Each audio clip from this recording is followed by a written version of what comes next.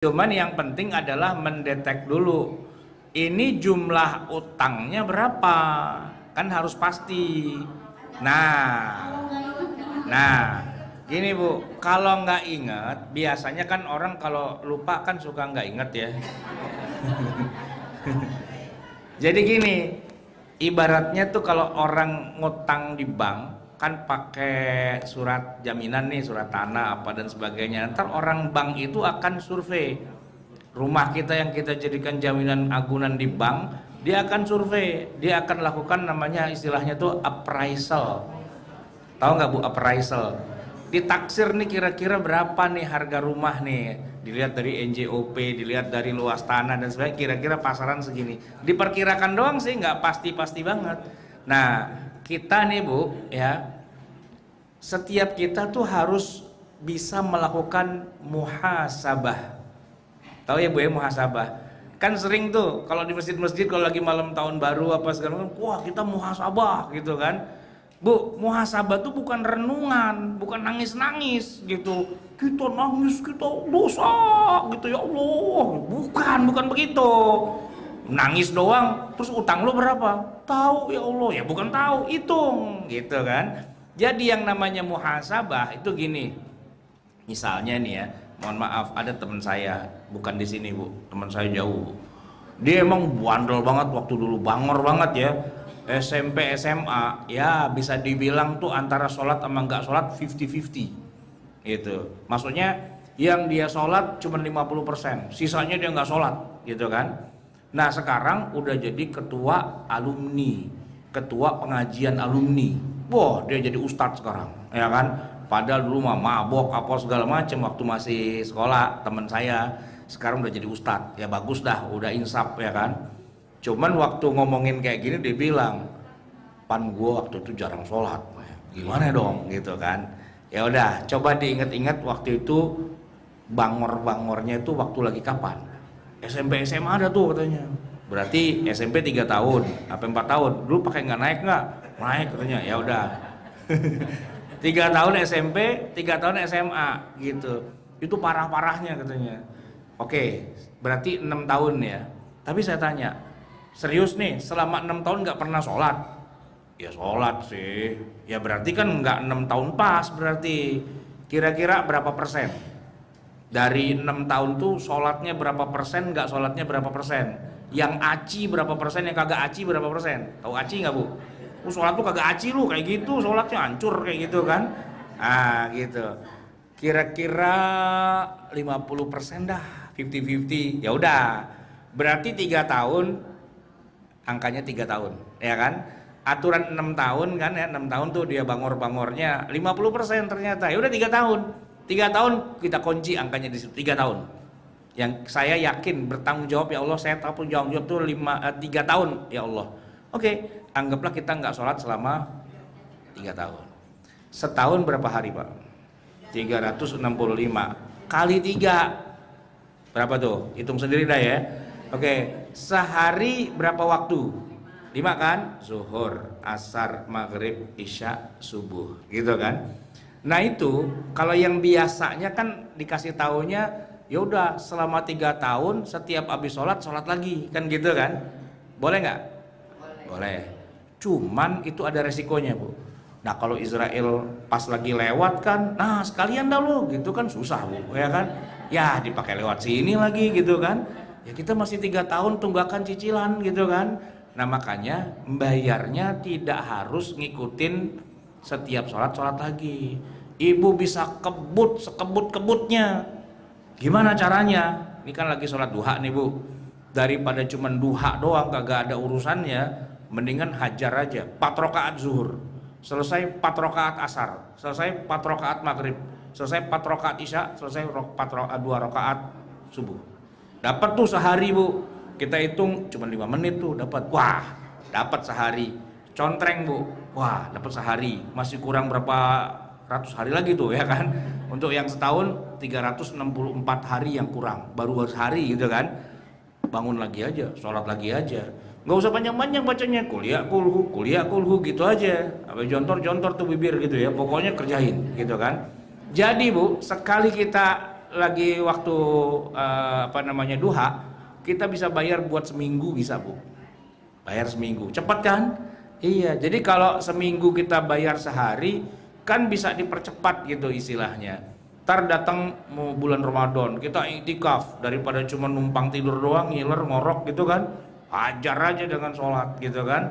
Bayar tuh, cuman jangan lupa catatan, kalau udah selesai contreng gitu. Soalnya kalau kita nggak ada contrengannya Bu, ini udah berapa yang saya bayar ya gitu kan, nah salah lagi. Jadi pakai catatan, cuman catatannya nyimpennya yang rapi, hati-hati, jangan celek-tekan. Ntar dilihat sama cucu, dibaca, ya Allah nenek banyak banget kagak sholatnya, malu, cengsin kita sama cucu gitu kan. Taruh yang rapian dikit gitu kan, kalau perlu online ya, nyimpennya di sini. Apaan tuh? Ini apa agenda utang-utang sholat nih yang udah kebayar baru segini, yang kurang segini. Ada catatannya gitu kan. Nah itu bisa aturan 3 tahun, ibu bisa percepat termin pembayarannya. Paling 4 bulan 3 bulan tuh udah kebayar, bisa dipercepat gitu ya kan. Maksudnya bukan apa-apa, biar kita tuh nggak punya beban tanggungan resiko ya kan.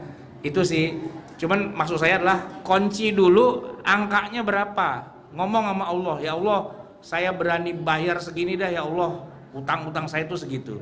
Jangan nggak pakai dikunci, jadi kita nggak ketahuan bayarnya berapa dan sebagainya, utang berapa bayar berapa, nggak begitu. Kunci dulu angkanya, baru kita bayar, gitu. Baik. Ini asar jam berapa nih kita? 3.24. Oh masih lama ya. Oke. Masih ada pertanyaan lagi? Kalau nggak kita pulang duluan nih. Ya silakan. Waalaikumsalam warahmatullahi. Menurut sholat yang tertinggal itu, ada menurut Ustaz katanya bisa dengan sholat tobat, gimana Ustaz? Oh. Bisa, bukan hanya bisa, wajib sholat tobat, tapi utang tetap nggak kebayar Bu. Lah ibu utang sama saya 20 juta, lebaran ibu ketemu saya, mohon maaf lahir batin Pak Ustadz, maafin ya. Iya saya maafin. Utang gimana Pak Ustadz? Bayar utang, enak aja. Lebaran cuman minal aidin doang kagak bayar, ya bayar tetap. Karena itu kontrak mati kita sama Allah tuh di sholat itu gitu kan. Tobat gimana? Ya tobat harus tobat, namanya orang dosa ya tobat gitu kan. Tapi utang tetap, iya.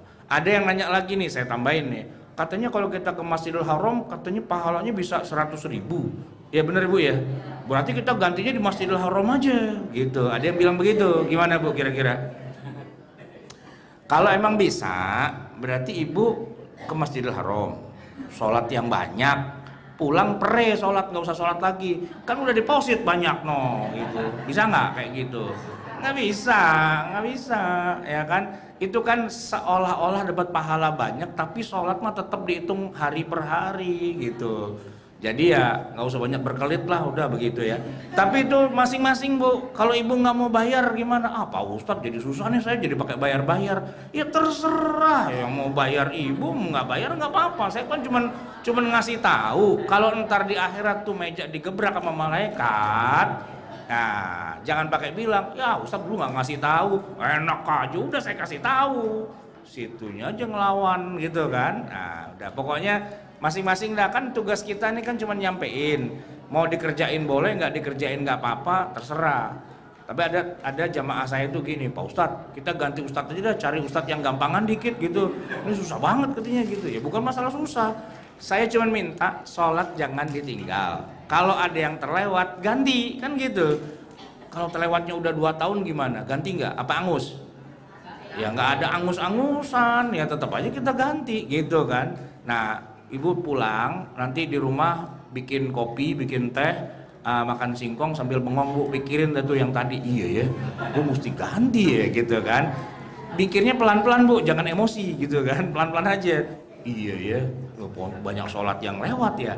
Karena itu gini Bu, begitu kita nanti menghadap Allah, yang ditanya pertama kali itu kan sholat. Sebenarnya sih bukan sholat, pertanyaan ini aja, pertanyaan apa sih, basa-basi. Ditanya gini Bu, gampang, ibu semua pasti bisa jawab. Man rabbuka, siapa Tuhanmu? Udah tahu kan jawabannya kan? Allah lah, masa Yesus? Kagak lah kan gitu ya. Allah. Ditanya man nabiyuka, siapa nabimu? Ya Muhammad lah, masa Yesus? Kan nggak mungkin gitu kan. Wa madinuka, apa agamamu?